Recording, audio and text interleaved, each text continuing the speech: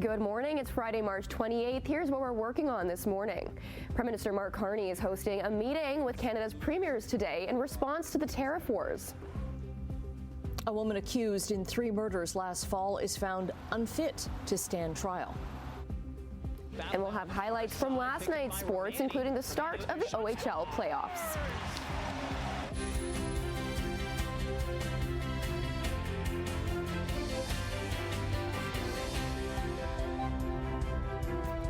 Good morning, Annette. So nice to have you back on the desk again. Yes, morning. It's been fun. Good morning, Brian, morning, of course. Morning. Yeah, morning. Good, thanks. You mean yesterday was so beautiful outside, and it was right until like 7 o'clock too. Like it just stayed so warm, but it's going to be cold again. However, I was talking to Brian while we were making our teas this morning. Yes. Things are going to change for our area. Oh, good. Yeah, Yes. really. I mean, all of a sudden we've done a complete 180 on the forecast for the weekend. Today is going to be a cool day. I mean, we got to 10 degrees yesterday in the sunshine, bit of a breeze. But today we're going to hit 3 degrees. We'll start off with a little bit of sun, maybe a little bit, but then we're going to get rain later on. The change is for the weekend, for Saturday and Sunday.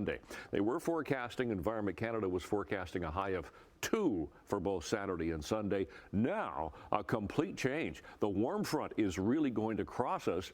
That's going to pull in some mild air. We're going to hit 14 degrees tomorrow and then 12 degrees to about 10, depending on where you are around the horseshoe for Sunday. But still some areas like Halton, Peel, Toronto could get brushed by some freezing rain. We could even get some thunderstorm activity. So I'll try to explain all of that in detail coming up in a few minutes. Right now, let's have a quick check on traffic. Skyway Bridge is open. There was going to be a complete closure until 6 o'clock this morning, but it's open, so no problems there. Here's the 403 Waterdown Road. That looks good. Go to some MTO traffic cameras. See if we can see anything that's going on. Here's Nikola Tesla Boulevard. Nothing there. You can see both directions on the Skyway Bridge. Still some construction vehicles going up and over the top, but otherwise things are pretty well cleared there and no problems at Third Line. So details for the weekend to come, weather and traffic. Right now, we'll check the news. Thanks, Brian. There are several cross-country and cross-border meetings set for today to deal with Donald Trump's latest auto tariffs. Mark Carney will slip out of election campaigning again today to host a meeting as Prime Minister with Canada's premiers. Now, during the virtual meeting, they'll discuss Canada's response to an executive order signed by Trump that'll put 25% tariffs on all automobile and auto part imports. Carney says he's also talking today with business leaders, unions, and Indigenous leaders. As well, mayors from Mexico, the U.S., and Canada are preparing a joint statement on the threats these tariffs pose to their cities. Now, Mark Carney is set to have his first conversation as Prime Minister with the U.S. President. Carney says President Donald Trump reached out Wednesday night to schedule a call between them. Carney says the chat could come today or this weekend. Despite the White House seeming to make concessions on Canadian cars made up mostly of U.S. parts, Carney didn't reveal how the government is going to retaliate ahead of the U.S. tariffs, which are set to come in April 2nd, next week. This is a negotiation. It's in part a negotiation where we know certain things, and we know that there was going to be an initiative on automobiles. It was brought forward. Now, while Canada looks to trading partnerships with other countries now, Donald Trump has posted on his Truth Social this week saying if the European Union and Canada work together, he will impose additional tariffs. The head of Canada's largest private sector union says Trump's latest tariffs on vehicles and auto parts from Canada will be disastrous. Unifor warns governments and companies need to invest in Canadian workers. There are several assembly plants and auto manufacturers in Ontario, including the Ford plant in Oakville and General Motors in St. Catharines. This image posted by the Automotive Parts Manufacturers Association shows how many parts of a vehicle's rear suspension can come from different countries. It shows 7 coming from the U.S., 6 from Canada, and 4 from Mexico. We don't build things in Canada for the U.S. or vice versa, U.S. for Canada. We're building things together, parts and components for both markets. So if we're applying a tariff in one country, it's going to come back and bite in both countries from a price impact. Auto experts say tariffs will add roughly $5,000 to $10,000 to the price of a typical vehicle in the United States. A woman accused in 3 murders last October has now been found mentally unfit to stand trial. 30-year-old Sabrina Calder is charged in the death of her Toronto roommate and the random attacks of 47-year-old Lance Cunningham in Niagara and 77-year-old Mario Bilic in Hamilton. So a judge has now ruled that she be forced into psychiatric treatment, putting criminal proceedings on hold. Her case will be back in court next month to see if she becomes fit to stand trial. The trial for the alleged killers charged in the 2022 death of OPP Constable Greg Perchala began in Cayuga yesterday. The jury heard the Crown's opening statement laying out its case against Randall McKenzie, the alleged shooter, and Brandy Stewart Sperry, who's accused of helping him escape. In 2022, Perchala responded to what seemed like a minor crash in Haldimand County. Prosecutors said McKenzie fired 6 times, striking the officer in the chest, thigh, and abdomen. They say Perchala's body-worn camera caught it all. Jurors also heard from the first 2 witnesses. This is a challenging time for the Ontario Police members, families, and the entire policing community.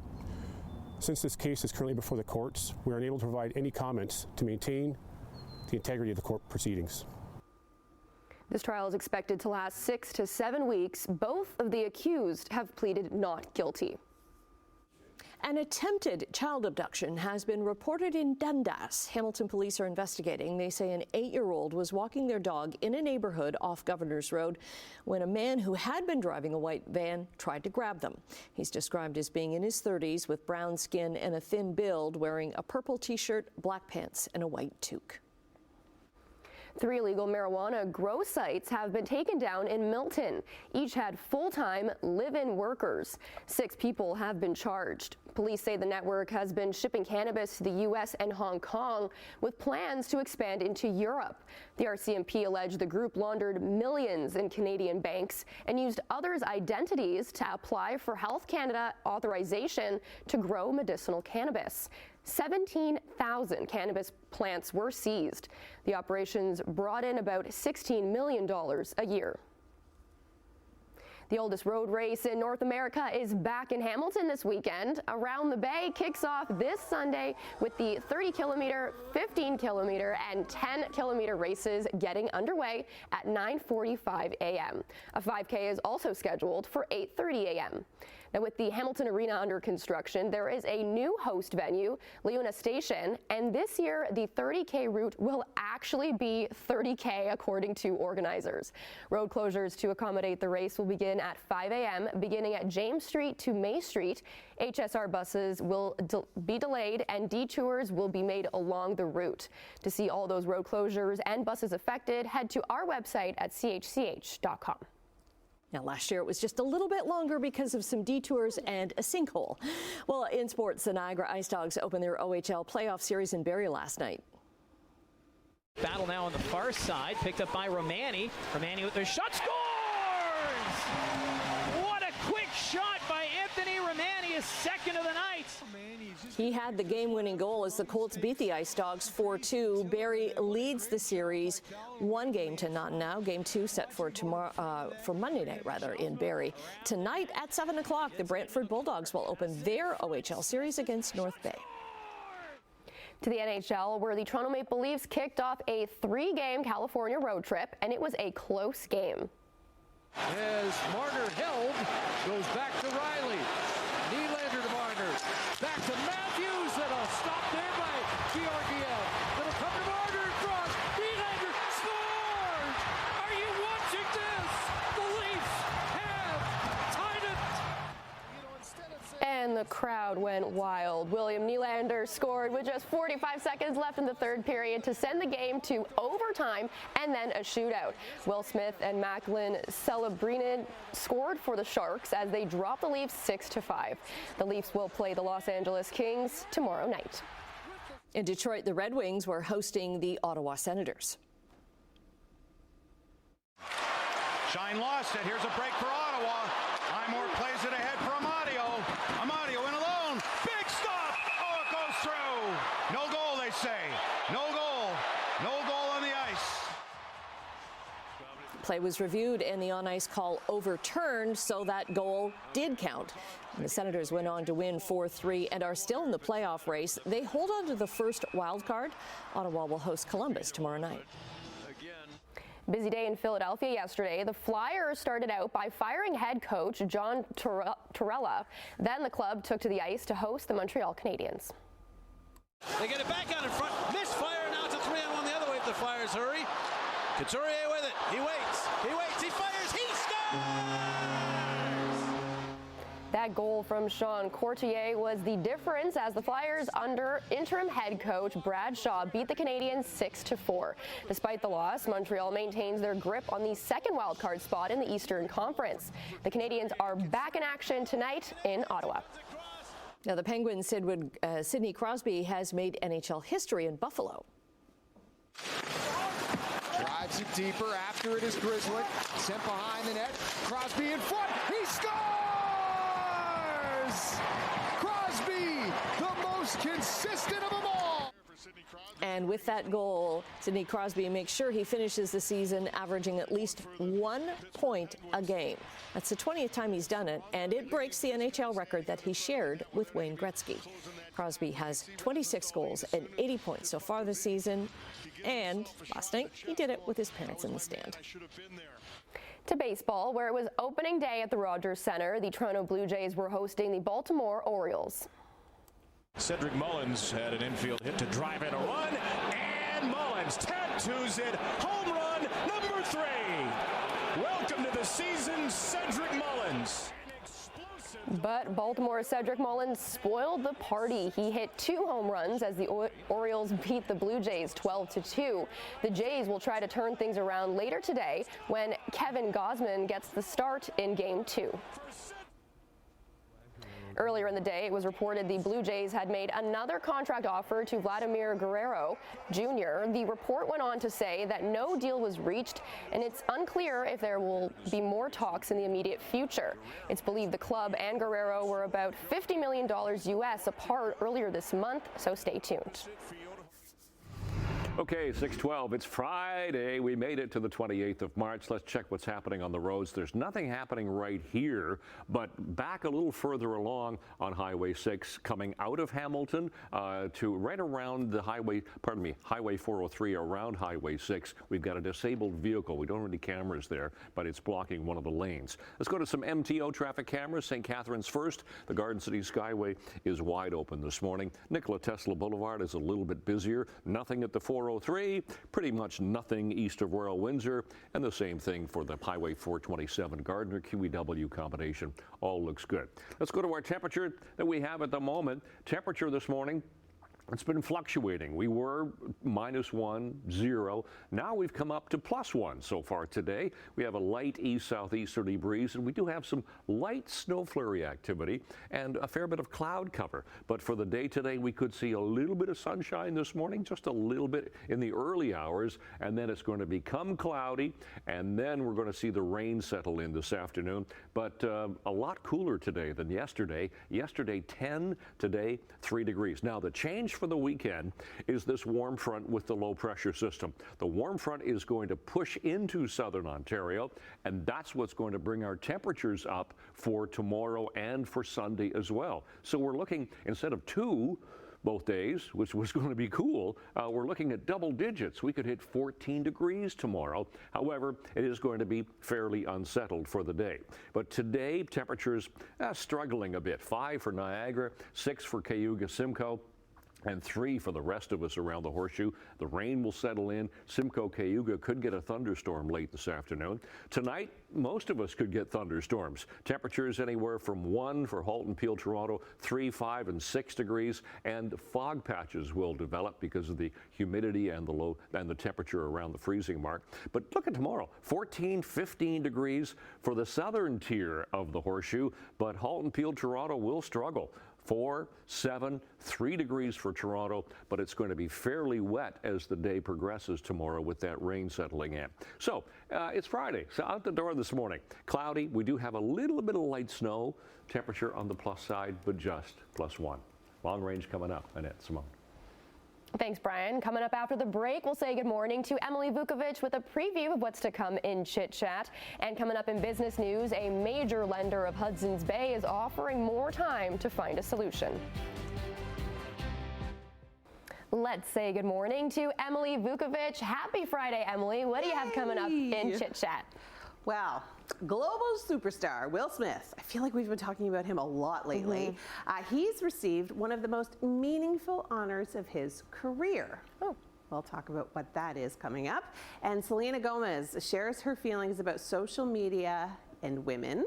Okay. I think we're going to have a good discussion about this. I can sense a good discussion there, yes. Yeah. And Betty White is getting her stamp, and she looks just the sweetest. So we will take a look at that too. Awesome. Thanks, Emily. We'll chat with you in a bit. Okay. All right. The Canadian dollar is down 11 basis points to 69.7. Glen Eden Ski Report. In business news, the Canadian dollar is down 11 basis points to 69.79 cents U.S. Gold is up $19 an ounce, and crude is down 6 points to $69.86 a barrel. In midday European trading, markets are up a little bit in London, but down in Frankfurt and Paris. In Asia, the markets were down in Tokyo, Hong Kong, and Shanghai. Big losses in Tokyo. North American markets, the TSX unchanged. The Dow dropped 155 points, while the Nasdaq was down by 94.